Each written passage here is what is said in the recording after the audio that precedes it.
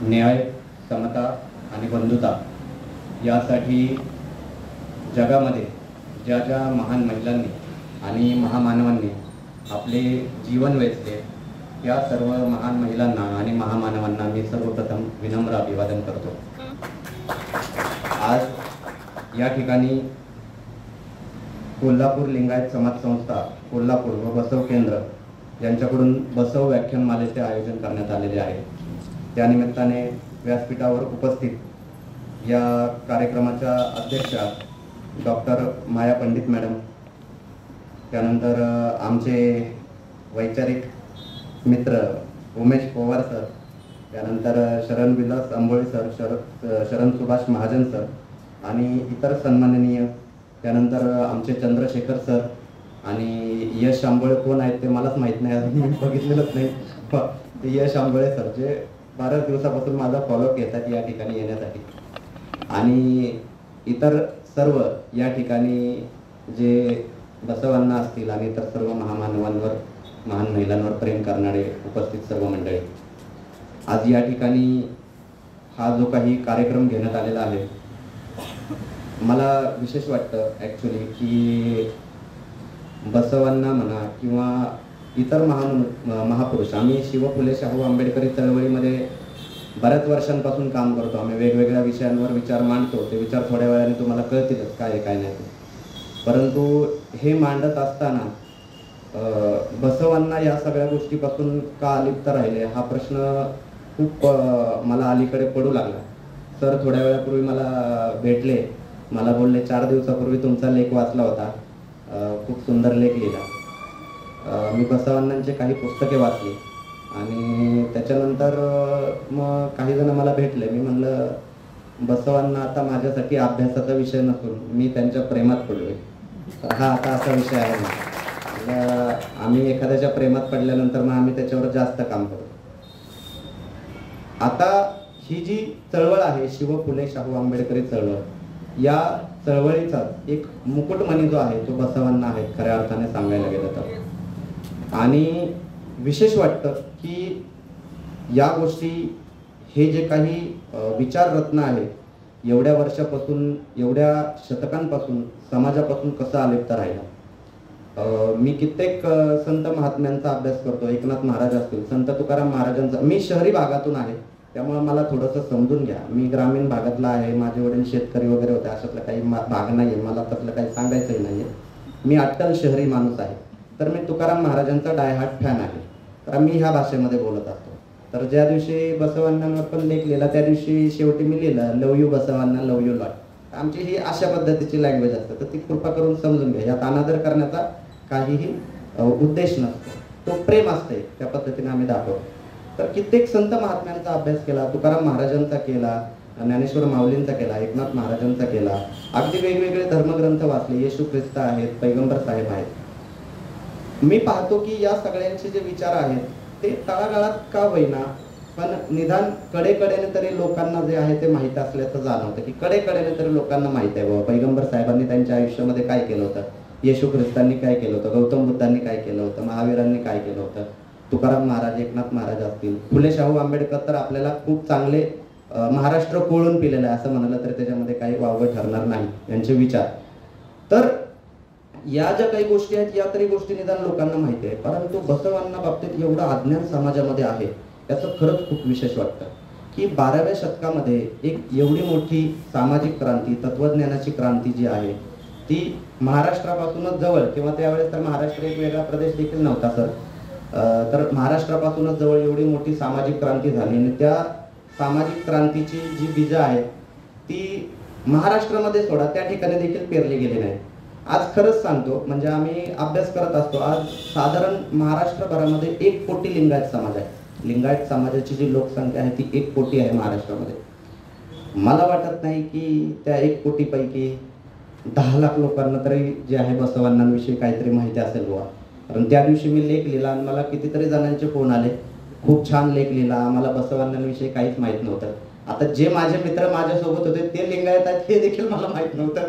त्याच्यानंतर त्यांनी माझा जो आहे तो लेख वाचल्यानंतर मग बसवांनांच्या फोटोसमोर असा हात जोडून फोटो काढून तो फेसबुकवर टाकला आणि त्यावेळेस मला कळालं की ते लिंगायत आहेत बुवा म्हणून।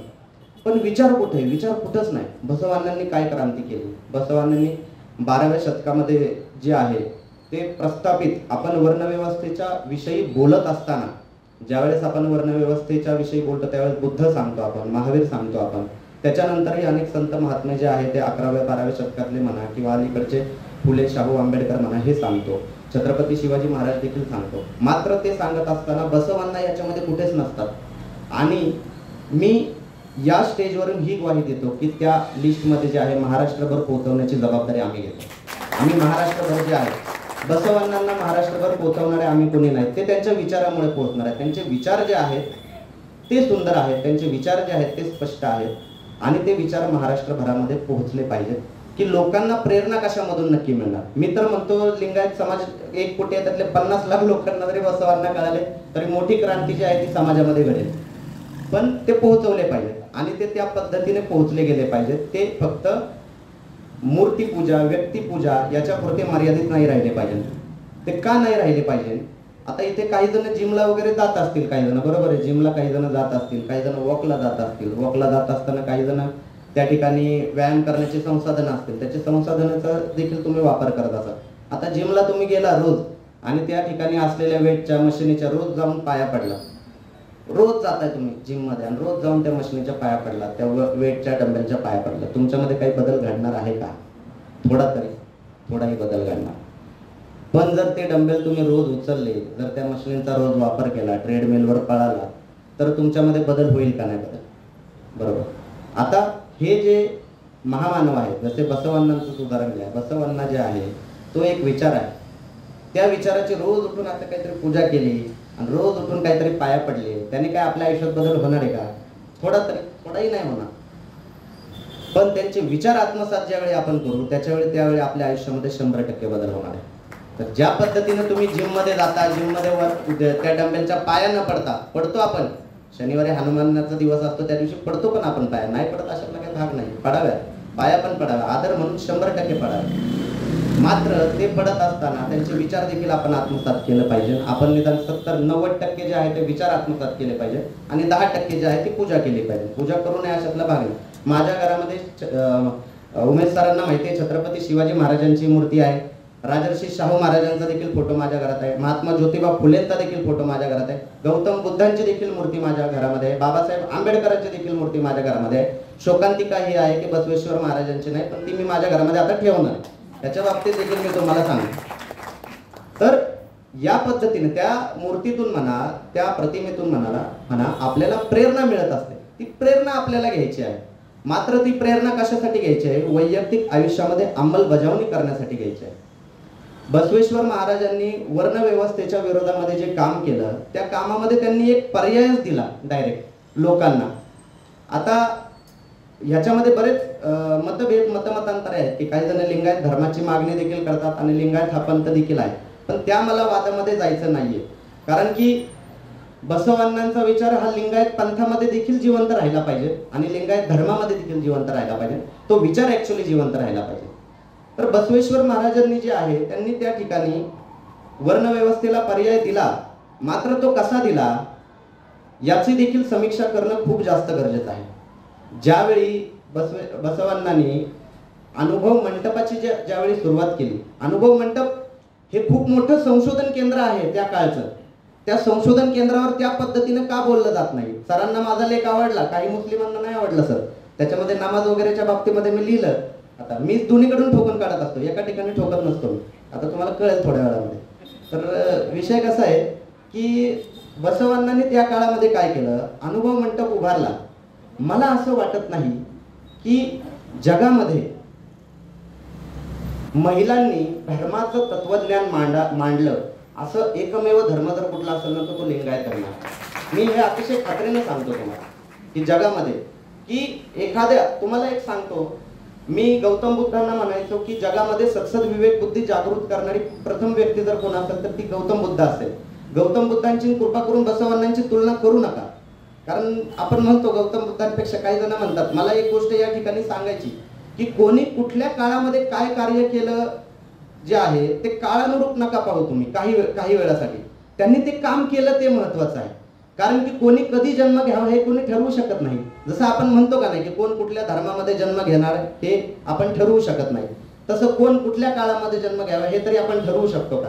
गौतम बुद्धांनी जे आहे ते 2500 वर्ष अगोदर जन्म घेतला, बसवांनांनी 12व्या शतकामध्ये जन्म घेतला, छत्रपती शिवाजी महाराजांनी जे आहे ते 16व्या शतकामध्ये घेतला, मग फुले शाहू आंबेडकर आपल्याला माहितीच आहे. तर आपण कोण कधी जन्म घ्यावा हे ठरवू शकत नाही.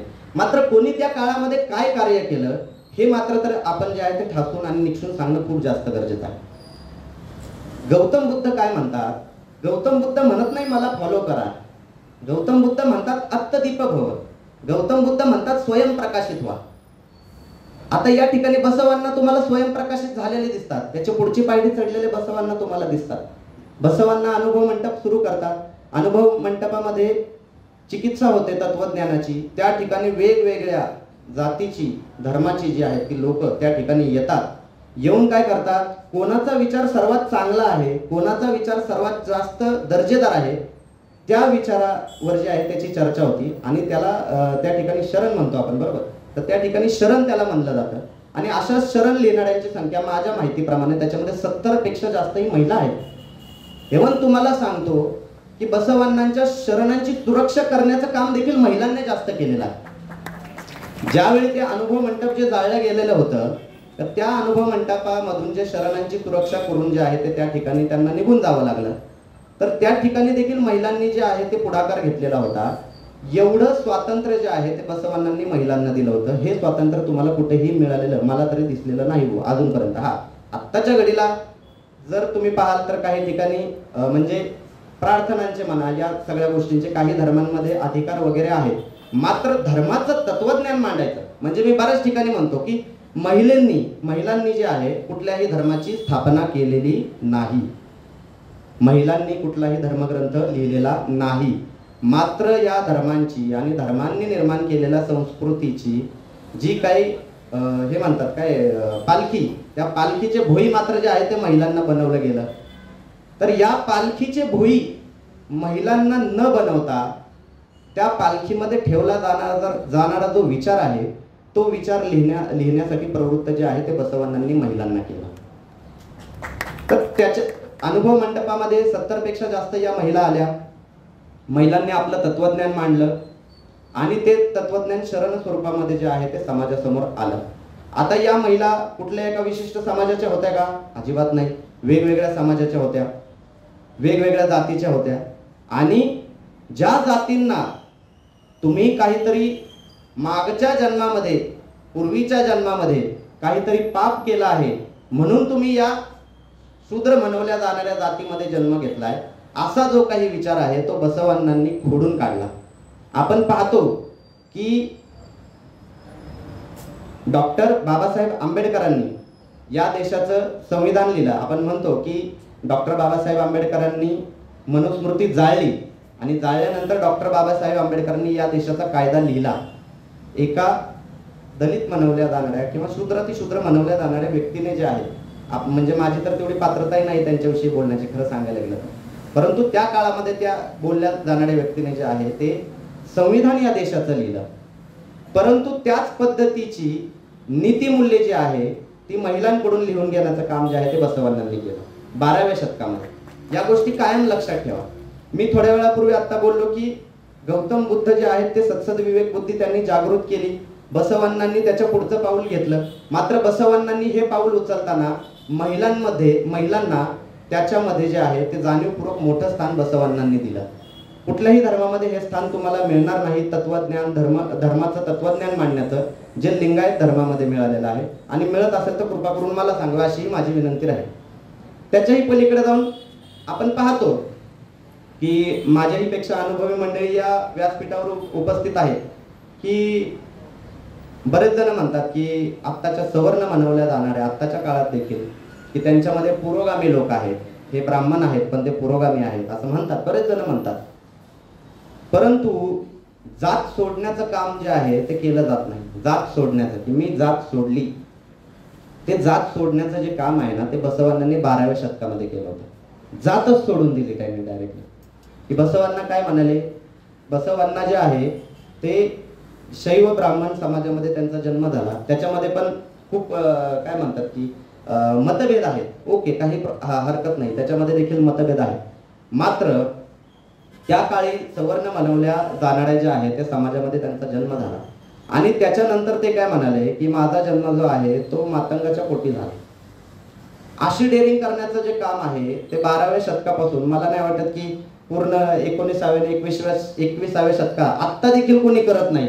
की मी जर समजा एखाद्या विशिष्ट जातीमध्ये जन्माला आलोय आणि मी म्हणाल की नाही मी मातंगाचा आहे, मी मातंगाच्या पोटी जन्माला आला, असं कोणी म्हणणार आहे का?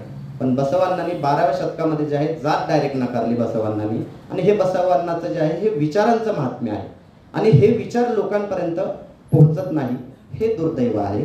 याच्याविषयी आपल्याला बोलायला हवं की हे विचार आपल्या जे आहेत ते लोकांपर्यंत कशा पद्धतीनं पोहोचतील. याच्याही पलीकडे जाऊन महात्मा फुलेंमध्ये आणि बसवांनी केलेल्या कामामध्ये काही गोष्टींचं जे आहे ते साम्य काही विचारांमध्ये आहे आणि काही कृतीमध्ये आहे. की बसवांना काय म्हणतात की म्हणजे खरंच म्हणजे मला स्वतःला देखील बोलताना काही गोष्टी ज्या आहेत त्या ऑकवर्ड वाटतात, मात्र ज्या लिहिल्या त्या गोष्टी मी सांगतोय. की बसवांना म्हणतात की एका मातंगाच्या घरी असलेला जो सेवक आहे आणि एका ढोराच्या घरी असलेली जी सेविका आहे त्यांच्या काय अनैतिक संबंध, त्यांनी अनैतिक संबंध ठेवले आणि त्यांच्यातून जन्म झालेली मी संतान आहे असे बसवांना म्हणतात. म्हणजे एखाद्या व्यक्तीने अनैतिक संबंधातून निर्माण झालेल्या एका व्यक्तीला, एका अभ्रकाला, एका अपत्याला किती किंमत दिली याचा विचार करण्याची गोष्ट आहे. बरं, याच्या पुढची पायरी महात्मा फुलेंनी पुण्यामध्ये गाठली. महात्मा फुले काय करतात की ज्यावेळी विधवांचं पुनर्विवाह लावलं जायचं नाही, त्या विधवांचा जो आहे तो वापर केला जायचा, त्यांच्यावर अत्याचार केले जायचे आणि चुकीच्या पद्धतीने वापर केला जायचा. तर त्यात अनैतिक संबंधातून ज्यावेळी एखादी महिला जी आहे ती गर्भवती राहायची तर ती महिलाकडे पर्याय काय होता, त्या महिला आत्महत्या करायच्या. तर त्या महिलांनी आत्महत्या करू नये म्हणून महात्मा ज्योतिबा फुलेंनी काय केलं की अनैतिक संबंधातून जे आहे ज्या महिलांना त्या पुत्राला म्हणा किंवा त्या याला जन्म द्यायचा आहे त्या अपत्याला, तर त्याच्यासाठी मॅटर्निटी होम जे आहे ते महात्मा फुलेंनी पुण्यामध्ये उघडली. आता त्याचंच पुढचं पाऊल जे आहे ते महात्मा फुलेंनी टाकलं. तर ही जी काही शृंखला आहे ही शृंखला लोकांपर्यंत पोहोचणं खूप जास्त गरजेचं आहे.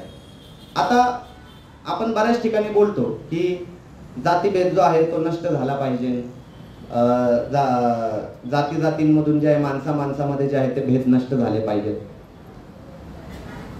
परंतु हे होणार कधी नष्ट, ज्यावेळी ह्यांच्यामध्ये रोटी बेटी व्यवहार होतील. ठीक आहे, हे रोटी बेटी व्यवहारांची जी काही सुरुवात आहे ती सुरुवात देखील बसवांनांनी 12व्या शतकामध्ये केली आणि ती बसवांनांनी लादली नाही. बरं का, मी परत एकदा सांगतो की काही व्यक्तींच्या आतमध्ये एक गुण असतो की त्या लोकांच्या विचारांनीच जे आहे ते लोक आपोआप प्रभावित होतात.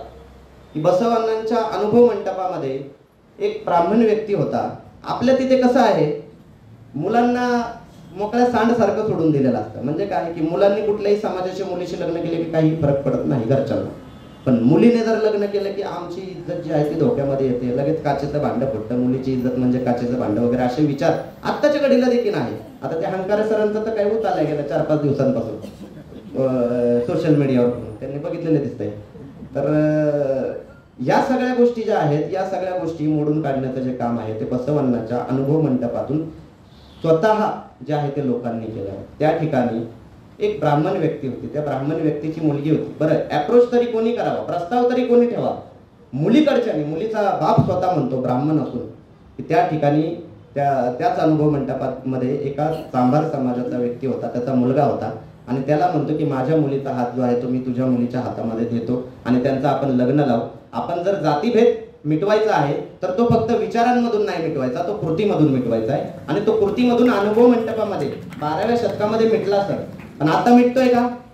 आता तर जाती अस्मिता एवढ्या तीव्र झाल्यात, म्हणजे आपण डेव्हलप होतोय की मागास होतोय ते कळत नाही. म्हणजे हातामध्ये फक्त मोबाईल आले, तंत्रज्ञान आलंय आपलं, पण डोकं अजून गुहेतच आहे आपलं. एवढा फरक आपल्यामध्ये पडलेला आहे. तर या सगळ्या गोष्टी ज्या आहेत त्या बसवांनांनी त्या काळामध्ये केल्या, वेगवेगळ्या पद्धतीनं विचार मांडले. हे विचार लोकांपर्यंत का पोहोचले नाही? मी तुम्हाला सांगतो का पोहोचले नाही. कारण ते विचार एवढ्या दिवस मराठीमधून जे आहेत ते लोकांपर्यंत पोहोचले नव्हते. आम्ही मराठी माणसं आहोत.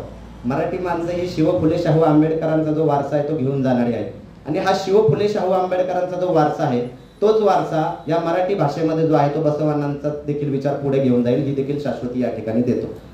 आणि हा विचार पुढे नेत असताना आपल्याला शिव फुले शाहू आंबेडकर सोडायचेत का? नाही. मी तर म्हणतो तुलना करूच नका. काळानुसार पहा, काळानुसार काय परिस्थिती होती, त्या काळामध्ये काय परिस्थिती होती, या काळामध्ये काय परिस्थिती आहे. कधी कधी काय होतं, आपण महामानवांचे विचार मांडत असताना महामानवांमध्येच काहीतरी स्पर्धा निर्माण करून ठेवतो. आत्ताच्या घडीला तर काय चाललंय, जयंत्यांच्या स्पर्धा चाललेल्या आहेत की तुम्ही शिवजयंती करा, आम्ही बाबासाहेबांची करतो. आता बसवांनांच्या जयंतीला अजून तरी साऊंड सिस्टीम लागलेलं मी तर पाहिलेलं नाहीत बुवा. काही दिवसांनी आता अस्मिता काहीतरी जागृत झाले, बसवांनांच्या पण जयंतीला साऊंड सिस्टमला लागू नये ह्याची आत्तापासूनच काळजी घ्या अशी मी विनंती करतो. तर विचार जे आहेत ते विचार पोहोचवणं गरजेचं आहे. आत्ताच्या घडीला काय झालंय, फक्त स्पर्धा. मी किती मोठी साऊंड सिस्टीम लावतो, तू किती मोठी साऊंड सिस्टीम लावतो. मात्र बसवांनांनी अनुभव मंडपांमधून काय केलं, तू किती मोठा विचार मांडतोय, मी किती मोठा विचार मांडतोय. तो मोठा विचार मांडणं गरजेचं आहे. मोठा विचार कोण मांडतं, तर त्या ठिकाणी सर्व वेगवेगळ्या जातीचे आणि धर्माचे जे लोक आहेत ते त्या ठिकाणी येऊन विचार मांडतात. मला अनुभव मंडपाविषयी एवढं का बोलावं वाटतं, कारण अनुभव मंडपामधूनच जो आहे जो बदल जो घडला त्या काळामध्ये देखील, आणि अनुभव मंडपामधूनच जे विचार निघाले त्या काळामध्ये तेच विचार पुढे प्रसारित झाले. आपण विचार करू शकता की त्या काळामध्ये ज्यावेळी वर्णव्यवस्थेने संपूर्ण समाज बरबटलेला आहे, आता देखील काही खूप चांगली परिस्थिती नाहीये सर. आपण तुम्ही थोड्या वेळापूर्वी म्हणला, मला काही म्हणजे खंडन वगैरे करायचं नाहीये. मात्र आता तर त्या काळामध्ये लोक अंध होते की म्हणायचे की आमच्या मागच्या जन्माचे काहीतरी पाप आहे म्हणून आम्ही या जातीमध्ये म्हणा किंवा वेगवेगळ्या वर्णांमध्ये जन्म घेतला. मात्र आता हे झाले की त्या सगळ्या गोष्टी अस्मितेच्या नावावर लोकांवर थोपवल्या जात आहेत. म्हणजे आत्ताच्या घडीची जी पिढी आहे ती 12व्या शतकापेक्षा पण जास्त मूर्ख आहे सर. आणि हे देखील बोलणं खूप जास्त गरजेचं आहे, कारण की हे जोपर्यंत आपण बोलत नाही तोपर्यंत त्यांच्यामध्ये बदल होणार नाहीये. नाहीतर आपण 12व्या शतकातल्या लोकांना फक्त नावं ठेवत बसायचो. आत्ताच्या घडीला तर मी तुम्हाला सांगतो, त्या काळामध्ये बसवांनांनी तर एवढी शरणं वगैरे लिहून ठेवली, एवढं सगळं संशोधन वगैरे ह्या सगळ्या गोष्टी केल्या. या सगळ्या गोष्टी आत्ताच्या घडीला करणं सोपं आहे का? वचनं जी आहेत ती बसवांनांनी लिहिली, ती या काळात देखील मांडणं सोपं आहे का? आत्ताच्या घडीचा प्रॉब्लेम काय झाला माहितीये का? आत्ता जर तुम्ही ती वचनं मांडायला लागला तर लोक काय म्हणतात माहितीये का, हे मुसलमानांना जाऊन सांगा की आधी, त्यांच्यात का बदल करत नाही तुम्ही, आमच्यातच का बदल करताय. मग आता मुसलमानांना सांगायला गेलं की ते काय म्हणतात, तुमको हमज दिखते का, हिंदू के दिखते नाही का, उनको जाके क्यों नाही बताता तुम्ही. तर आत्ताची पिढी अशी मूर्ख झालेली आहे, ही गोष्ट लक्षात घ्या. त्यामुळं आत्ताच्या पिढीला बदलणं हे त्या काळातल्या लोकांना बदलण्यापेक्षाही जास्त कठीण आहे. आणि त्याचे जे टास्क आहेत ते जास्त कठीण आहेत, कारण की मनुवादी व्यवस्थेने, ज्या मनुवादी व्यवस्थेचं तंत्रज्ञानामध्ये कुठल्याही पद्धतीचं योगदान नाही, कुठल्याही नाविन्य स्वीकारण्यामध्ये कुठल्याही पद्धतीचं योगदान नाही, ज्या धर्मांधांचं जे अजूनही 1400 वर्ष पूर्वीच्या मानसिकतेमध्ये जगतात त्यांचं देखील कुठल्याही संशोधनामध्ये योगदान नाही, ते लोक तेच तंत्रज्ञान घेतात आणि त्याच तंत्रज्ञानातून जे आहे त्यांचे धर्मांध विचार जे आहेत त्याचा प्रसार करतात. या गोष्टी आपण आत्ताच्या घडीला पाहतोय की काही जण वर्णव्यवस्था कशी चांगली आहे हे सांगण्याचा देखील प्रयत्न करतात. आणि त्याचं कौतुक करणारा बहुजन समाज आहे सध्याचा. म्हणजे ज्या बहुजन समाजाला शिक्षण मिळत नव्हतं, ज्या बहुजन समाजाच्या पाठीला खराटा आणि पुढे मडकं लावलेलं होतं, त्या बहुजन समाजाला शिक्षणाने एवढं पुढं पोहोचवलं की आज त्या बहुजन समाजातले लोक कलेक्टर, राष्ट्रपती, आमदार, खासदार, महापौर ही सगळी पदं भूषवतात. आणि तो बहुजन समाज जो आहे आज वर्णव्यवस्था कशी श्रेष्ठ जे आहे हे सांगण्याच्या भानगडीत पडतोय. तर त्या समाजाला आपल्याला समजवायचं आहे. त्या काळामध्ये तर अधिकार पण नव्हते, त्याच्यामुळे तो समाज जागृत व्हायचा की आम्हाला खरंच अधिकार नाहीये. पण आत्ताच्या समाजाला अधिकार मिळाल्यामुळे हा समाज कृतज्ञ झालेला आहे. अहो, ते अधिकार मिळालेत कशामुळे तुम्हाला? या महामानवांनी जे आहे ते काम केलं, या महामानवांनी जे आहे खास्ता खाल्ल्या. बसवांनांसारखे व्यक्ती जे आहेत त्यांना शरण, म्हणजे खरंच सांगायला गेलं सर, व्यासपीठावर उपस्थित सगळेजण समोर आहेतच, की बसवांना काय गरज होती या गोष्टी सगळ्या करण्याची? सुखवस्तू होते, सुखवस्तू, काहीही गरज नव्हते. ते एका चांगल्या राज्याचे मंत्रीपद भूषवत होते. आत्ताच्या काळामध्ये सांगायला गेलं तर पगार पाणी मस्त व्यवस्थित चाललेला होता, बायका पोरं सगळं व्यवस्थित चाललेलं होतं. अशा माणसाला काय गरज आहे सामाजिक क्रांती करण्याची? गरज काय? काही गरज नाही. का बरं? की एखाद्या चांभार समाजाच्या व्यक्तीने देखील ज्यावेळेस त्यांच्यासाठी चप्पला शिवल्या, त्या चप्पला देखील त्या व्यक्तीला का डोक्यावर घ्याव्याशा वाटल्या? का समानता प्रस्थापित करावीशी वाटली? हा प्रश्न आपल्याला पडायला नको? की बाबा एक सुखवस्तू व्यक्ती, ज्या व्यक्तीने त्याच्या आयुष्यामध्ये कुठल्याही पद्धतीचं दुःख वगैरे किंवा कुठल्याही पद्धतीचा त्रास वगैरे जो आहे तो भोगलेला नाही, त्या व्यक्तीला या सगळ्या गोष्टींचं पडलेलं आहे. मात्र आत्ताच्या घडीला अशी परिस्थिती आलेली आहे की लोकांच्या घरात खायला नसलं तरी चालतंय, लोकांना त्या ठिकाणी नोकरी नसली तरी चालतंय, मात्र ही वर्ण व्यवस्थेवर आधारित व्यवस्थेचा जो आहे ही लोक पुरस्कार करतात आणि हीच व्यवस्था परत यावी याच्यासाठी जे आहे ते प्रयत्न करतात आपले बहुजन लोक, बहुजन बांधव.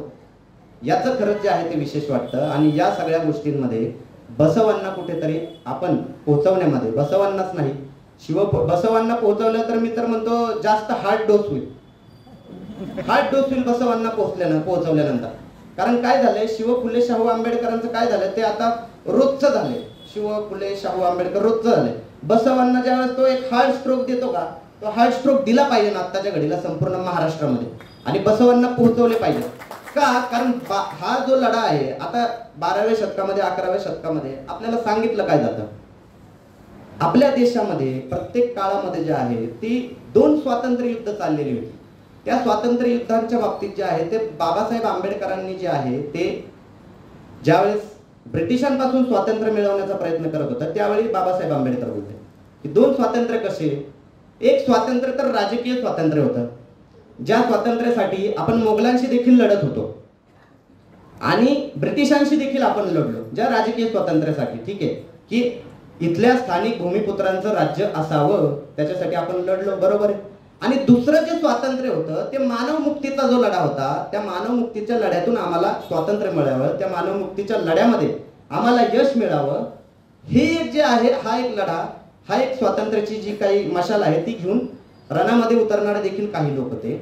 आणि त्या मानव मुक्तीच्या मोर्चामध्ये उतरणारे बसवांना त्याचे मुकुटमणी होते असं मी म्हणतो. आणि हा मुकुटमणी आपल्याला वाटतं हे काय, ज्यावेळेस आपण फुले शाहू आंबेडकर सांगायला जातो त्यावेळी हे म्हणतात की त्या काळामध्ये ब्रिटिश होते, मग ब्रिटिशांनी या गोष्टी केल्या. मग बसवण्णाच्या काळामध्ये कोणी काय केलं? वर्णव्यवस्था ही समाजाला लागलेली कीड आहे.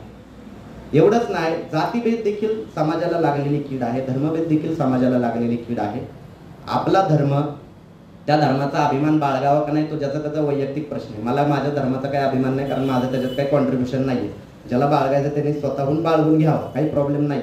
मात्र की आपण आपल्या धर्माचा अभिमान बाळगत असताना दुसऱ्या धर्माचे काहीतरी शूद्रच म्हणा किंवा दुसऱ्या धर्माच्या लोकांना काही व्हॅल्यूच नाही म्हणा, किंवा आपल्याकडे सगळे काहीतरी विचार आहेत, आपण सर्व गुण संपन्न आहोत, या मानसिकतेतून आपल्याला देखील निघणं खूप जास्त गरजेचं आहे. आता तुम्ही म्हणाल एवढ्या वेळा आम्हाला तर सांगितलं, वर्णव्यवस्थेविषयी बोललात, हा नाही ऐकी पाणी,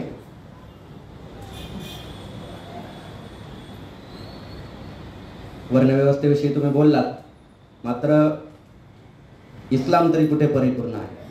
इस्लाममध्ये जे आहे, मुस्लिमांमध्ये जे आहे तो मागासलेपणा आहे, 100% मागासलेपणा आहे. आणि आम्ही हा मागासलेपणा मान्य करताना पळून जात नाही, आम्ही ठामपणे तो मान्य करतो. कुठलाही धर्म हा परिपूर्ण नसतो. आज माझे नवीन भाई देखील इथे ऐकायला आलेले आहेत, आता त्यांना माझे विचार माहितीच आहे, त्यांचा व्हिडिओ तुम्ही बघितला असेल, खूप व्हायरल झाला तो काही दिवसांपूर्वी. तर आम्ही ह्या गोष्टी मान्य करताना कुठेही नकार देत नाही. मला या ठिकाणी बोलवण्याचं विशेष कारण तेच आहे. मी तुम्हाला सांगतो, तुम्हाला असं वाटत असेल मी तुम्हाला काहीतरी वर्णव्यवस्था, बसवांना हा आमच्या आत्मीयतेचा, आमच्या काय म्हणतात मनाच्या अंतर्मनाचा विषय आहेच. मी ते तुम्ही आम्हाला काही बोलला तरी आम्ही त्यांना मानणारच आहोत. आता तुम्ही सोडले तरी आम्ही सोडत नसतो आता. पण त्याच्याही पलीकडे जाऊन कोर विषय काय आहे तो मुस्लिम समाज सुधारणा चळवळ आहे. मुस्लिम समाज सुधारणा चळवळीच्या माध्यमातून आम्ही ह्याच गोष्टी सांगण्याचा प्रयत्न करतो की कुठलाही धर्म, माया मॅडम, परिपूर्ण नाहीये. जरी कोणी इथे येऊन बोलला की त्या ठिकाणी 1400 वर्षापूर्वी जे आहेत, 1400 वर्षापूर्वीचे विचार हे मुकम्मल आहेत, आता सर्व गुण संपन्न आहेत आणि त्या विचारांमध्ये कुठल्याही पद्धतीचा बदल होऊ शकत नाही. आम्ही त्या विचारांमध्ये कुठल्याही पद्धतीचा बदल होऊ शकत नाही हे मान्य करतो. कारण 1400 वर्षापूर्वीच्या विचारांमध्ये तुम्ही कसा बदल करू शकता? काही जण म्हणतात, तुम्ही म्हणता पुराणामध्ये बदल करा. अरे कुठला मूर्ख माणूस म्हणतोय पुराणामध्ये बदल करा? पुराणामध्ये तुम्ही म्हणजे कुठल्याही धर्मग्रंथात तुम्ही कसा काय बदल करू शकता? तुम्ही भगवद्गीतेचे अध्याय किती आहेत? 18. त्या भगवद्गीतेच्या 18 अध्यायात 19व्या अध्याय टाकू शकता का? किंवा एक अध्याय काढू शकता का? नाही काढू शकत. ज्याने ज्या ज्या काही गोष्टी लिहिलेल्या आहेत, आता माया पंडित मॅडम आहेत या ठिकाणी, त्यांनी एखादं पुस्तक लिहिलंय. आता ते 150 पानाचं पुस्तक आहे, बरोबर? आता ते 150 पानाचं पुस्तक एखादा कोणीतरी उठून 170 पानाचं करू शकतो का मॅडम? नाही करू शकत. ते त्यांनी लिहिलेलं आहे ना. तर कुठलीही गोष्ट जी ज्याने लिहिलेली आहे, जी ज्या काळामध्ये ती तीच राहणार.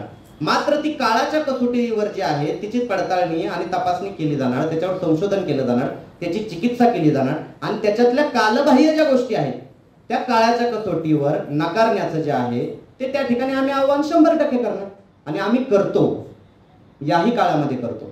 आता थोड्या वेळापूर्वी त्यांनी सांगितलं शैक्षणिक क्षेत्रामध्ये जे आहे ते काम आहे, पण ते कसं काम आहे ते देखील आपल्यापर्यंत पोहोचणं गरजेचं आहे. आम्ही गेल्या 10 वर्षापासून जे आहे ते आर्थिक कुर्बानी शिक्षणासाठी हा उपक्रम राबवतो. आता हा उपक्रम राबवतो म्हणजे आपण काय करतो? तुम्हाला बकरी ईद तर माहिती असेल सगळ्यांना, बकरी ईद सगळ्यांना माहिती असेल, बरोबर? त्या बकरी ईदच्या दिवशी जे आहे ते बोकडाचा जो आहे तो त्या ठिकाणी कुर्बानी दिली जाते. आता काही जण त्याला बळी म्हणतात, मग या ठिकाणी कुर्बानी म्हणतात, मात्र कापलाच जातो बोकड, त्याच्यामध्ये काही वेगळं काही होत नाही, बरोबर आहे? तर कुर्बानी दिली जाते बोकडाची. तर त्या ठिकाणी आपण आर्थिक कुर्बानी शिक्षणासाठी सुरू केली. त्याच जे आहे ते कुर्बानी दिल्या जाणाऱ्या बोकडाची जी रक्कम आहे ती घेऊन आपण तीच रक्कम जे गरजू विद्यार्थी आहेत, जे आर्थिक दृष्ट्या सक्षम नाही, ज्यांची आर्थिक चणचणीमुळे शिक्षण थांबतं, त्या विद्यार्थ्यांना जे आहे ते आर्थिक गरज पूर्ण करण्यासाठी आम्ही करतो. आणि गेल्या 10 वर्षापासून हा उपक्रम आम्ही राबवतो. आतापर्यंत आम्ही साधारण 4000 विद्यार्थ्यांना जी आहे ती मदत केलेली आहे सर. आणि महाराष्ट्रभरामध्ये हा उपक्रम पोहोचलेला आहे. आता तुम्हाला वाटेल की हा पैगंबर शेख आहे, हा एकटाच काहीतरी करतोय, ह्याला कोण सपोर्ट करतोय, तर ह्या देखील गैरसमजामध्ये कृपा करून राहू नका. महाराष्ट्रभरामधून जे आहे चांगल्या प्रमाणामध्ये, मी मोठ्या प्रमाणामध्ये नाही म्हणत, चांगल्या प्रमाणामध्ये जे आहे ते मुस्लिम समाज या उपक्रमामध्ये सामील होतो आणि या उपक्रमाला जे आहे ते समर्थन देतो. मागच्याच वर्षीची गोष्ट सांगतो सर, की आपलं वर्धा जो आहे तो जिल्हा, त्या वर्धा जिल्ह्यामध्ये एका सरकारी कामावर असलेल्या एका व्यक्तीने जे आहे त्यांच्या घरामधून जे आहे ते कुर्बानीची रक्कम काढली 18,000 रुपये जे आहे. आणि त्या 18,000 रुपयाची जी पुस्तकं आहेत त्यांनी MPSC करणाऱ्या विद्यार्थ्यांना दिले. हा जो बदल आहे, हा बदल घडवण्याचं जे काम आहे ते आम्ही करतो. आता फक्त आम्ही इथपर्यंतच थांबतो का? आम्ही नाही थांबत. तुम्हाला सांगतो, आम्ही शिवराय जन्मावे शेजारच्या घरात या विचारांचे नाही. म्हणजे धर्माची चिकित्सा व्हावी पण ती शेजारच्या धर्माची व्हावी या विचारांचे आम्ही अजिबात नाहीये. आम्ही आधी आमच्या धर्माची चिकित्सा करणार आणि त्याच्यानंतर ते बघून जर दुसऱ्यांना वाटलं की बाबा आपण पण असं काहीतरी आपलं शहाणपणा जो आहे तो करायला पाहिजे, तर त्याच्यानंतर त्यांनी त्या गोष्टी करू शकतात. आता हे कसं आहे, आता चिकित्सा का करावी याच्या मागचं कारण देखील सांगतो. कारण स्वधर्माची चिकित्सा केल्यानंतर समाजामध्ये सुधारणा पण होते, बरोबर आहे? आपल्या समाजातली धर्मांधता देखील कमी होते आणि इतर समाजाचा देखील आपल्या धर्मियांकडे पाहण्याचा जो आहे तो दृष्टिकोन बदलतो.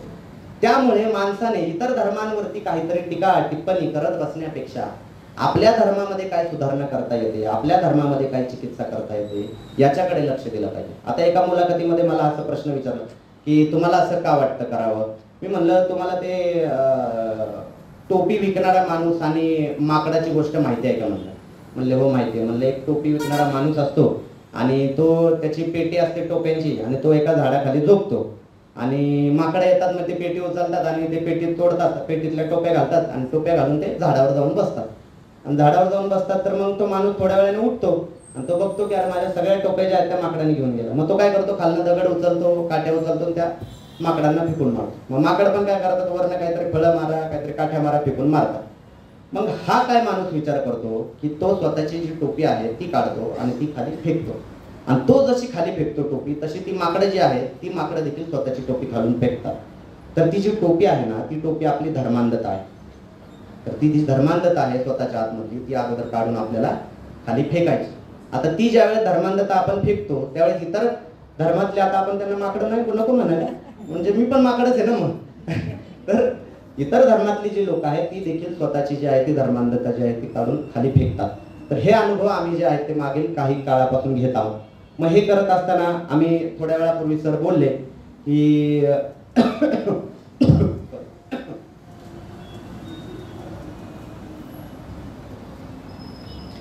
बुरख्याच्या विरोधातले जे आहे त्यांचे खूप सारे मतं वगैरे जे आहेत त्या सगळ्या गोष्टी व्हायरल मोठ्या प्रमाणामध्ये झाल्या. हो झाल्या, 100% झाल्या. आणि त्या गोष्टीपासून आपण कधी माघार बिगार घेत नाही बरं का. कुठेही जाऊ दे, ओपनली फिरतो आपण. जे काय आहे आता पण बघितलं सगळ्यांनी काय आहे काय नाही. आपण मरणाला बिरणाला काही घाबरत नाही या गोष्टी बाबतीत. तर विषय कसा आहे की अफगाणिस्तानमध्ये ज्यावेळी बुरखा घातला नाही म्हणून एखाद्या महिलेची हत्या केली जाते त्यावेळी माझी बायको समोरच बसलेली आहे. पहिलंच भाषण आहे माझी बायको समोर बसलेली, माहितीये का. म्हणजे पहिलं भाषण आहे. कधी मी भाषणाला घेऊन आलो नाही. आज तिचं नाव घेतलं पाहिजे ना, कधी घरात घ्यायची नाही. तर पहिलंच भाषण आहे तिला घेऊन आलो मी. तर तिला मी त्यावेळेस अजूनही 2021 सालची ती गोष्ट आहे बहुतेक की हा नाही ठीक आहे की तिने आता हिजाब घातलेला आहे. तो बुरखा नाहीये, तुमच्या माहितीसाठी सांगतो. बुरखा आणि हिजाब या दोन गोष्टी वेगळ्या असतात. जसं आपण पदर घेतो त्या टाईपचा तो विषय असतो. तर 2021 साली अफगाणिस्तानमध्ये माया मॅडम की महिलेला एका गोळी घातली गेली की तिने बुरखा घातला नाही म्हणून. मी माझ्या बायकोला अजूनही मला तो क्षण आठवतो की आम्ही रूम मध्ये बसलो होतो. माझ्या बायकोला मी दाखवलं, म्हणलं की अफगाणिस्तानमध्ये एका जे आहे ते महिलेला बुरखा घातला नाही म्हणून गोळी घातली. तर म्हणलं तू आजपासून जे आहे ते बुरखा घालणं बंद कर. तर तिने देखील ऐकलं आणि तिने त्या दिवशीपासून जो आहे तो बुरखा नाकारला. त्याच्यामध्ये तिचं देखील कौतुक. आणि या गोष्टी ओपन प्लॅटफॉर्मवर मांडलेल्या आहेत. उमेश सर बघत आहेत सगळ्या गोष्टी. इराणमध्ये हिजाबच्या विरोधात ज्यावेळी आंदोलन सुरू होतं त्या आंदोलनाला देखील मला वाटतं महाराष्ट्रभरातून सपोर्ट करणारा पैगंबर शेखा पहिला व्यक्ती होता. आणि त्याच्या विरोधामध्ये प्रखर जो आहे तो लेख लिहिला होता. आणि त्या लेखामध्ये इथल्या मुस्लिम पुरुषांना जे आहे, मुस्लिम महिलांना आव्हान करून जे आहे मुस्लिम पुरुषांना टोमणे घातलेले होते की ज्यावेळी कर्नाटकमध्ये एक प्रकरण झालं होतं एका कॉलेजमध्ये जे आहे ज्या ठिकाणी ड्रेस कोड असतो तिथे हिजाब बुरखा घालून दिला नाही. त्या ठिकाणी तुम्ही रस्त्यावर आलात महाराष्ट्रभरामध्ये. आज हजारो महिला इराणमध्ये हिजाब घातला नाही म्हणून मारल्या जातात. आज तुम्ही कुठं रस्त्यावर आहात तुम्ही, हा प्रश्न विचारणारा मी होतो. त्याच्याही पलीकडे जाऊन मी हेही देखील सांगितलं की तुमच्या घरातले पुरुष हे तुम्हाला सांगणार नाहीत. कशासाठी सांगतील ते? काय गरज पडली त्यांना सांगण्याची? ते का सांगणार नाही? कारण त्यांना त्या गोष्टी बंधनात ठेवायच्या. आता तुम्हाला असं वाटेल की काही जण मला म्हणतात की आमच्या घरामध्ये जे आहे ते कुणी जबरदस्ती करत नाही, स्वेच्छेनेच घालतात. 100% स्वेच्छेनेच घालतात. इथे देखील लग्न करताना काही पुरुष म्हणतातच ना लग्नानंतर साडी घालावी लागेल. तो तसाच प्रकार आहे, लग्नानंतर बुरखा घालावा लागेल. तर इथे मी तुम्हाला सगळ्यांना सांगतोय की आपण काहीतरी खूप धुतल्या तांदळाच्या आहोत अशा आविर्भावामध्ये राहू नका. आपण देखील तेच आहोत. कुठे ना कुठेतरी जे आहे ते महिलांना काहीतरी अंकुश लावायचा आणि मग तो अंकुश लावून काहीतरी ओपन प्लॅटफॉर्मवर येऊन बोलायचं की आम्ही तर खूप काहीतरी स्त्रियांचं काहीतरी बाबा स्वातंत्र्य देतोय, आम्ही स्त्रियांना खूप काहीतरी फ्रीडम देतोय. या सगळ्या गोष्टी ज्या आहेत, हा माझ्या बायकोचे भांडणं होतात 100%, पण ते कशामुळे होतात? ती ते विचार फॉलो करत नाही त्याच्यामुळे होतात. तिला एका काहीतरी संकुचित विचारांमध्ये अडकवण्यासाठी आमची कधीही वादविवाद होत नाही. मला वाटत नाही की जेवढे वादविवाद आमच्या आजपर्यंत घरामध्ये चर्चा वगैरे आमच्या दोघांचे होतात ते याच्याचमुळे होतात की ते विचार फॉलो गेले पाहिजेत. आपण पुरोगामित्व जे आहे ते सुधारणावाद जो आहे तो स्वीकारला गेला पाहिजे. त्याच्यासाठी वाद होत असतात. वाद ह्याच्यासाठी होत नसतात की तू घरातून बाहेर जाताना बुरखा घातलाच पाहिजे, तू अशाच पद्धतीनं वागलंच पाहिजे, तू रस्त्याने जाताना नजर खाली ठेवलीच पाहिजे आणि तू या ठिकाणी जे मोबाईल अशाच पद्धतीने वापरला पाहिजे. या सगळ्या गोष्टींसाठी आमच्या घरामध्ये वाद होत नाहीत बरं, आणि कधी होणार पण नाही. बरोबर का? त्याच्याही पलीकडे जाऊन तुम्हाला सांगतो, बुरख्याचा हा विषय झाला, बऱ्याच जणांचे फोन आले, खूप जणांनी धमक्या वगैरे सगळ्या गोष्टी देऊन बसले. मात्र प्रत्येक वर्षी जो आहे तो आपण हा विषय प्रकर्षाने मांडतो. का मांडतो? कारण एक लेख लिहून काय खूप मोठी सामाजिक क्रांती होत नसते, किंवा एक पुस्तक लिहून कुठली काहीतरी सामाजिक क्रांती होत नसते. ही सतत चालणारी प्रक्रिया आहे आणि याच्यावर सतत प्रहार करावा लागतो. त्यांना जे या पद्धतीचे मूलतत्ववादी विचार मांडतात त्यांचं सलग त्या गोष्टी सुरू असतात. बरं, त्यांच्याकडे जे आहेत ते प्लॅटफॉर्म रेडी आहेत. रेडी का आहेत? त्यांच्याकडे मशिदी रेडी आहेत, त्यांच्याकडे जो समूह आहे तो रेडी आहे. त्या समूहाच्या बाबतीत 50% पेक्षा जास्त आदर ऑलरेडी त्यांच्या बाबतीत असतो, बरोबर. आणि हे काहीतरी धर्मकार्य करतात, हे काहीतरी धर्माचा आदर करतात, तर आम्हाला देखील आमचा स्वाभिमान काहीतरी निर्माण करायला सांगतात, म्हणून त्यांना त्या गोष्टी जास्त चांगल्या वाटतात, बरोबर. मात्र आपण काय सांगतो? आपण सांगतो की ज्या गोष्टी आता या गोष्टी ज्या आहेत त्या आत्मीयतेने आणि समजून घेणं देखील तितकंच गरजेचं आहे. म्हणजे मला म्हणायचंय काय की एखादा माणूस समजा गेली 30 वर्षापासून मशिदीमध्ये जातोय, 30 वर्षापासून मशिदीमध्ये जाऊन नमाज पठण करतोय, आणि त्या ठिकाणी जर त्याला एका विशिष्ट विचार सांगितले जात असेल तर तो माझ्यासारख्या गाढवाचं काय ऐकेल? मी काहीतरी उठून आलोय आणि मी काहीतरी त्याला सांगतोय, त्याने काय ऐकावं? कारण तो गेल्या 20-25 वर्षापासून त्या गोष्टी ऐकतोय ना, आणि त्या गोष्टींचा पगडा त्याच्यावर आहे. मग आपल्याला देखील त्या गोष्टी ज्या आहेत त्या समजून घेण्याची आणि सहन करण्याची देखील जी आहे ती ताकद, क्षमता असली पाहिजे.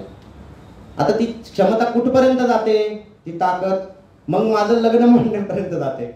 मग आता आपण मागच्या वेळेस मी माझ्या बायकोचा बुरका बंद केला म्हणून पारनेरमध्ये भाषण केलं, आणि त्या भाषणानंतर सातारामधून माझे सासू सासरे जिथं काम करतात तिथं फोन मग की तुमच्या जावयांना समजवा आणि लग्न मोडा यांचं. तर ह्या सगळ्या गोष्टी देखील ज्या आहेत ती सहन करण्याची ताकद जर तुमच्यामध्ये असेल तर, आणि तरच या चळवळीमध्ये सामील व्हा, हे देखील तितकंच सांगणं गरजेचं आहे. आज आपल्याला वाटतं की आपण काहीतरी महिलांना स्वातंत्र्य देतोय, नाही देत. आपण प्रत्येकाचं जे बोजा आहे ते त्यांच्यावर लादूनच ठेवलेलं आहे. आता भांडणं वगैरे करू नका, तर दुसरे नवरा बायको आलेले असतील तर त्यांच्यात काहीतरी भांडणं व्हायची, मी बोललो, तर तसं काही करू नका. तर विषय असा आहे की बसवांनी जे आहे ते महिलांना धार्मिक तत्वज्ञान मांडण्याचं स्वातंत्र्य दिलं, धर्माची चिकित्सा करण्याचं स्वातंत्र्य दिलं. ज्या महिलांना शूद्रांना तर प्रवेश मिळतच नव्हता मंदिरात म्हणा किंवा धार्मिक तत्वज्ञानाच्या याच्यावर, पण महिलांना तर कुठलंच कशाचं स्थान नव्हतं. त्याही महिलांना धार्मिक तत्वज्ञान मांडण्याचा जे आहे ते बसवांनी त्या ठिकाणी अधिकार दिला. आज त्या महिलांवर जे आहे ते आपण प्रत्येकांचं ओझं लादू का? कशासाठी लादायचंय? आता मी माझ्या बायकोचे जोडवे देखील बंद केले. आता जोडवे कधी बंद केले? जोडवे बंद केले ते लग्नाच्या 4-5व्या दिवशी जोडवे बंद केले असतील बहुतेक, की 4-5 दिवस झाले, आणि त्यानंतर बहुतेक मी 1-2 दिवस जोडवे माझ्या ह्या बोटामध्ये जे आहे ते घातले होते, दोन्ही जोडवे जे आहेत. आणि म्हणलं माझं पण या ठिकाणी मला पण काहीतरी अनकम्फर्टेबल फील होतं, म्हणलं तू पण घालू नको, म्हणलं मी पण घालत नाही. आता पुरुषांना अशा पद्धतीच्या गोष्टी दिलेल्या आहेत का दिलेल्या नाहीत? लग्न झाल्यावर तुम्ही घालता जोडवे? एक पाय पुढे करून लगेच लग्न झाले ना करतो का पुरुष? महिलांनीच ते करावं, महिलांनीच आपलं लायसन ज्याला म्हणतो ते वागवावं, महिलांनीच जे आहे ते लावावं. कोण दुसरं कोण? मग आता ह्या गोष्टी मुस्लिमांना सांगितल्यावर नाही हो भाई, मुस्लिम म्हणतात की हमारे में हायच नाही, हमारे में जोडवे नाही. आज 99% मुस्लिम महिला जोडवे घालतात का नाही घालत? तुम्ही देखील पाहता 99% मुस्लिम महिला जोडवे घालतात. आता जोडवे ह्या इथल्या संस्कृतीचा भाग आहे असं आपण म्हणू. भले ती संस्कृती लादलेली असो, महिला आता त्या फॅशन म्हणून काहीतरी काय सोनाराच्या चांदीच्या दुकानात जाऊन घेत असतील, ते घालत असतील आता त्याला फॅशन म्हणून. पण ठीक आहे, ते त्या काळामध्ये कशासाठी घालत होते हे सगळ्यांनाच माहिती, की महिलेने कुठं जावं, टाक टाक आवाज यावा आणि आम्हाला कळावं की बाबा महिला चाललेली आहे म्हणून. त्यासाठी महिलांना ते दिलेलं आहे. मग त्याच गोष्टी ज्या आहेत महिला आज फॅशनच्या नावावर वागवत आहे. हा बदल झालेला आहे, बरोबर ना? मी तुम्हाला तेच सांगतोय, ज्या गुलामीच्या जोखडातून काढण्याचा प्रयत्न केला गेला होता त्याच गोष्टी आपण अस्मितेच्या किंवा आता फॅशनच्या नावावर जे आहे ते आपण स्वतःवर लादत घेत आहोत.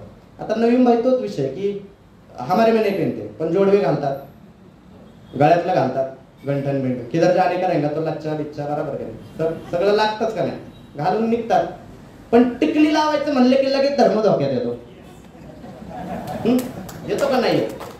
मग मी मुस्लिम महिला आणि टिकली हा लेख लिहिला की मुस्लिम महिला टिकली का लावू शकत नाही. म्हणलं बाबा, म्हणलं मुस्लिम महिलेने टिकली लावल्यावर काय धर्म वगैरे धोक्यात येत नाही. म्हणलं लावू शकता टिकली. माझ्या बायकोला पण मी म्हणलं लावायची लावती. म्हणले आता काय असतं, तुम्हाला लहानपणापासून जे आहे ते शिकवलेलं गेलेलं असतं की आता टिकली कशी करावं, अच्छा नाही दिखता, कैसे दिखता हो, अलगच दिखता, गैरण के जैसे दिखता, हिंदू के जैसा दिखता, बरोबर का नाही? मग ते डोक्यामध्ये प्रभाव आहे ना, तो लहानपणापासून प्रभाव आहे. तर तो निघणं लवकर सहज शक्य नसतं, त्यातून निघायला खूप वेळ जातो. आणि या सगळ्या प्रवासाची सोबती ती आहे, तिला सगळं माहिती आहे की माझ्यामध्ये काय काय बदल झाला. गेल्या 7 वर्षापूर्वी मी कसा होतो, मी पण असाच होतो सर. सब परिपूर्ण है, हमारा सब सच्चा है. इस्लाम में, कुरान में कौन सी बात जो है वो कालबाह्य होती का मैं बताता नाही आहे. आज मी पुराणातल्या कितीतरी गोष्टी ज्या आहेत ते कालबाह्य सांगत असतो. पुराणातल्या या गोष्टी ज्या आहेत कालबाह्य इन द सेन्स, मला म्हणायचं काय, आपण कुठल्याही धर्मग्रंथाचा अनादर करत नाही आहोत. आपल्याला हे म्हणायचं की त्या काळामध्ये त्या परिस्थितीनुसार ज्या आहेत त्या गोष्टी आल्या, त्या या काळामध्ये कुठल्याही परिस्थितीत कशाही परिस्थितीमध्ये लागू होत नाही. का लागू होत नाही याच्या मागचं छोटंसं उदाहरण देतो की माणसामध्ये कसा बदल झाला. म्हणजे विशेष वाटतं मला की 12व्या शतकामध्ये महिलांनी तत्वज्ञान मांडलं. मला तर ह्याच्यावर विश्वासच बसत नाही. सगळ्यात पहिली गोष्ट, विश्वासच बसत नाही. आणि काही गोष्टींवर तर आणखीन काही विश्वास बसत नाही. माहितीये का की गौतम बुद्धांपासून चार्वाक म्हणा, महावीर म्हणा, गौतम बुद्ध म्हणा आणि 11व्या शतकांपासून तर संतांची रांगच जी आहे ती लागलेली आहे. एवढं खरंच संत साहित्य विचारांचं जे लेणं आपल्याकडं खरंच आहे का? खरंच एवढी वैचारिक क्रांती झाली होती का? ही आत्ताची परिस्थिती पाहून माझ्यासारख्या माणसाला वाटतं. मला तर वाटतं असं काही झालेलंच नसावं. कारण आत्ताची जास्तीत जास्त लोक जे आहेत ती फॉलो न करण्याकडे जो आहे तो जास्त कल आहे. फॉलो न करण्याकडे की त्याच्यात पण काय विषय की तुकाराम महाराज घ्या. मग तुकाराम महाराजांचे अभंग मांडतील फेसबुकवर. भले तर देव कासेची लंगोटी, नाठाळाच्या माथी हानू काठी. आता कारमध्ये देखील माझ्या साडूला मी सांगितलं, म्हणलं आम्ही या विचारांचे आहोत बुवा. पण वारीमध्ये जायचं म्हणलं की नको म्हणतात. उमेश सर, तुम्ही कोल्हापूरमधील ती एक कॅपेबल व्यक्ती आहे जी याच्यावर काम करू शकते. मी तुम्हाला सांगतो की वारीची, संतांची जी परंपरा आहे, तिचं नाव घेतो थोड्या वेळाने. माझ्या दुसऱ्या मुलीच्या नावाची खूप ट्रॅजेडी आहे, ती तुम्हाला सांगतो.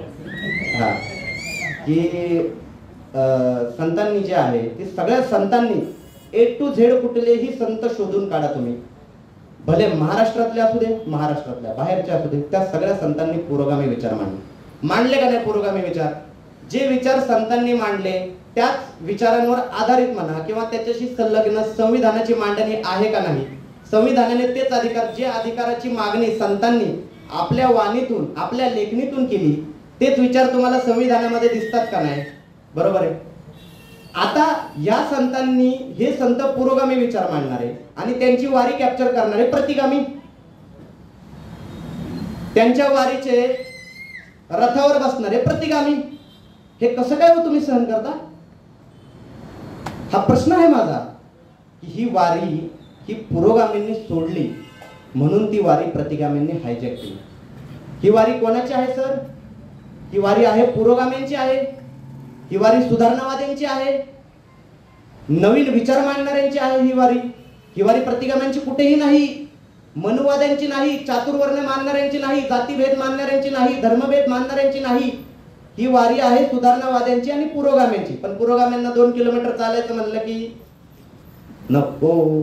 चालतात का पुरोगामी 2 किलोमीटर? नाही. पालखीला थोडा खांदा लावायचा म्हणला की नको. आणि मग कुठंतरी न्यूजवर दिसलं की एखाद्या मनुवादी कार्ट त्या पालखीवर त्या ठिकाणी रथाच्या ठिकाणी बसले आणि तो त्या रथाचं, ज्या तुकाराम महाराजांनी वर्णव्यवस्थेचं खंडन केलं, त्या तुकाराम महाराजांच्या पालखीचं सारथ्य ती व्यक्ती करते जी व्यक्ती वर्णव्यवस्थेचं समर्थन करते. अहो, ह्याच्यापेक्षा मोठा तुकाराम महाराजांच्या विचारांचा पराभव अजून महाराष्ट्रात काय असू शकतो? आणि हा पराभव कोणामुळे झाला माहितीये? हा पराभव पुरोगामींमुळे झालेला आहे. हा पराभव प्रतिगामींमुळे झालेला नाही. पुरोगाम्यांना 2 किलोमीटर चालायला नको नाही, तेव्हा आपण वेगवेगळे फॅन्सी ड्रेस वगैरे घालू, पण एखाद दिवस वारीचा धोतर म्हणा, पंचा म्हणा घालायला नको, गांधी टोपी घालायला नको. काय प्रॉब्लेम आहे घातला तर बाबा? 1 दिवस 2 दिवस घातला, प्रॉब्लेम काय झाला लगेच? त्या संत महात्म्यांनी तुमच्यासाठी विचार मांडले ना, तुम्हालाच अधिकार. बरं, तुम्हालाच त्यांचे ते आम्हा घरी धन शब्दाची तर शस्त्रे, काय शब्दाची तर रत्ने, शब्दाची तर शस्त्रे यत्ने करू वगैरे, हे सगळे लिहिता तुम्ही. मग त्यांच्याच वारीमध्ये, त्यांच्याच पालखीमध्ये तुम्हाला यायला लाज वाटते? विशेष वाटतं मला.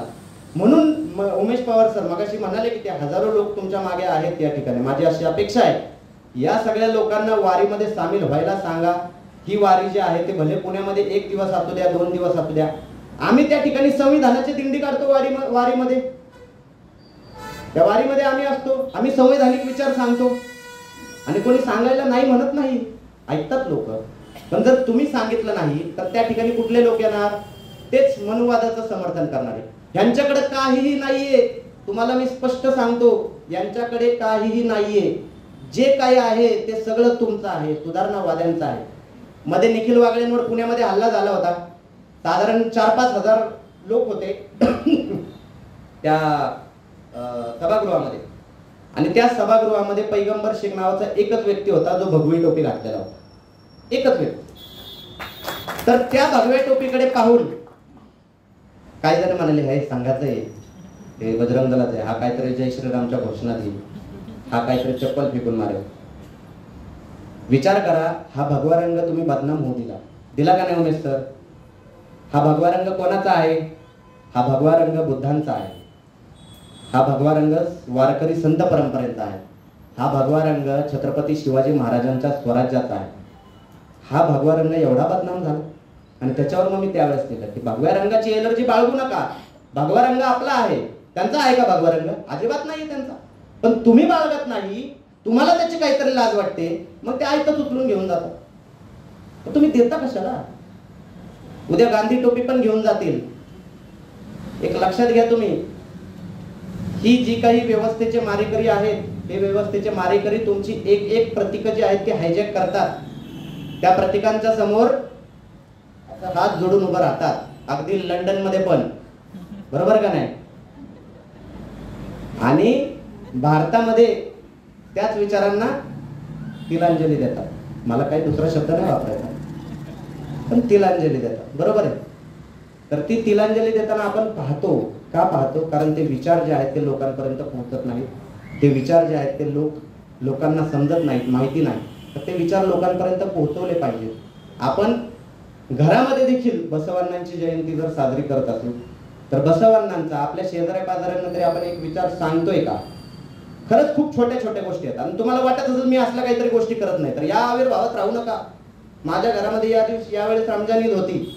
या रमजान ईदला महात्मा ज्योतिबा फुलेंची देखील जयंती होती. साधारण 200 लोकांना महात्मा ज्योतिबा फुलेंची रितसर पुस्तकं दिलीत मी घरी आलेलो. आम्ही काय केलं? आम्ही विचारांची जयंती साजरी केली. का केली विचारांची जयंती साजरी? काय करणार आहोत त्या प्रतिमा पूजून आपण? जर विचारच राहिला नाही तर आम्ही त्या प्रतिमेला पूजणार, त्या प्रतिमेसमोर पाया पडणार आणि त्या विचारांचा जो आहे तो खून करणार आपण. त्याच्यासाठी आपण हे विचार जे आहेत ते तळागाळामध्ये पोहोचवण्यासाठी वैयक्तिक पातळीवर प्रयत्न केले पाहिजे. आता बसवांनांनी 12व्या शतकामध्ये जे आहे ते जातीभेद जे आहे ते जातींमध्ये लग्न लावून म्हणा, रोटीबेटी व्यवहार करून जे आहे ते मिटवण्याचा प्रयत्न केला. मी बसवांनांचा छोटासा एक पाईप म्हणून जे आहे ते धर्मावरून कोणाचं नाव ओळखलं जाऊ नये या पद्धतीनं मी एक छोटासा प्रयत्न केला. आणि माझ्या मुलीचं जे नाव आहे ते मी आकांक्षा ठेवलं. मी तुम्हाला सांगतोय ना, मी बोले तैसा चाले असा माणूस आहे. माझी पावलं बिवलं काही वंदवू नका, ठीक आहे ना? तर मी बोले तैसा चाले, मी आधी बोलणार, मी आधी करणार आणि मग नंतर सांगणार की मी हे केलेलं आहे. तर माझ्या मुलीचं नाव मी आकांक्षा ठेवलं. पर बर्थ सर्टिफिकेट बनवण्यापर्यंत सगळ्या गोष्टीचा फॉलोअप पण घेतला. खरंच बाबा तेच नाव टाकतात का? बर्थ सर्टिफिकेट मागच्या 2 आठवड्यापूर्वी आलेलं आहे. तर हाय, आकांक्षाच नाव आहे मुलीचं, काही टेन्शन घेण्याची गरज नाहीये. तर त्याच्यावरून देखील ह्या सगळ्या छोट्या छोट्या गोष्टी आपल्याला वाटते की या सोप्या असतात ताई, पण अजिबात सोप्या नसतात ह्या छोट्या छोट्या गोष्टी. तुम्हाला मी सांगतो, तुमच्या घरामध्ये एखाद्या मुलीचं नाव आयुष्य ठेवण्याचा प्रयत्न करा तुम्ही, मग तुम्हाला कळेल की काय बाजार होतो. आपल्याला वाटतं की लोक धर्माला चिकटलेले नाहीत, बुरसटलेल्या विचारांना चिकटलेले नाहीत.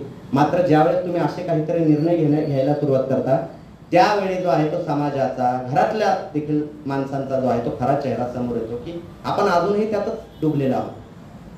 तर ह्या सगळ्या गोष्टी करत असताना हा जो काही प्रवास आहे हा प्रवास सोपा नसतो. मात्र हा प्रवास करताना संत महात्म्यांना आपण कायम जे आहे ते आदर्श ठेवले पाहिजे. का आदर्श ठेवले पाहिजे? मी तुम्हाला सांगतो की बसवांनांविषयी तर तुम्हाला बरंच माहित आहे की बसवांनांचा जो आहे तो अनुभव मंडप जो आहे तो जाळून टाकण्यात आला होता.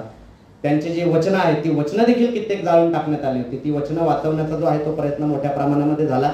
आणि आज आपल्याला थोडंफार म्हणा जे काही ते समुद्रातल्या चमचाभर ज्ञान एवढं जे काही मिळतंय त्याच्यावर आपण जे काही आहे ते बोलतोय. संपूर्ण ज्ञान किती मोठं असेल ते तर माझ्या आकलनाच्या बाहेरच असावं कदाचित. मात्र जे काही आपल्याला चमचाभर ज्ञान मिळतं ते ज्ञान आपण पाहतोय. मात्र तेवढं ज्ञान मांडताना देखील त्यांना किती त्रास झाला हे तुम्हाला सगळ्यांना माहिती आहे. मात्र तो त्रास त्यांनी सहन केला. तुकोबांना किती त्रास झाला तुम्हाला माहिती आहे. ज्ञानेश्वर माऊलींना किती त्रास झाला माहिती आहे. कुठलाही संत महात्मे छत्रपती शिवाजी महाराजांपासून फुले शाहू आंबेडकर या सगळ्यांना किती त्रास झाला या सामाजिक चळवळीमध्ये तुम्हाला सगळ्यांना माहिती आहे. तर हा जर त्रास तुम्ही फेस करू शकत असाल, हा जर त्रास, या त्रासाला जर तुम्ही सामोरे जाऊ शकत असाल आणि तुम्ही सगळं सावरून कुटुंब वगैरे जर या सगळ्या गोष्टी करू शकत असाल तर आणि तरच या चळवळीमध्ये सामील व्हा. असं या सगळ्या गोष्टी ज्या आहे या नोटवर मी थांबतो. धन्यवाद. जय बसवा, जय जिजाऊ, जय शिवराय, जय हिंद, जय महाराज. धन्यवाद सर.